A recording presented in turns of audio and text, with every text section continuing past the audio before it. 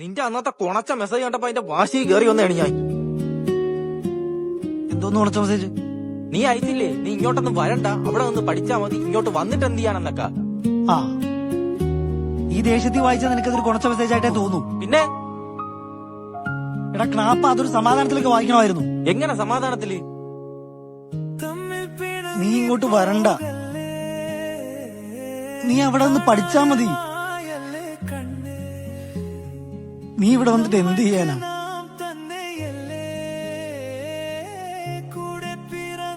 ഞാൻ എന്തായാലും ഇവിടെ വന്ന് പെട്ടു. നീയും കൂടി ഇവിടെ വന്ന് ഈ വെയിലത്ത് കിടന്ന് പുഴുക്കണ്ടെന്ന് വിചാരിച്ചാണ് വരണ്ടെന്ന് പറഞ്ഞത്.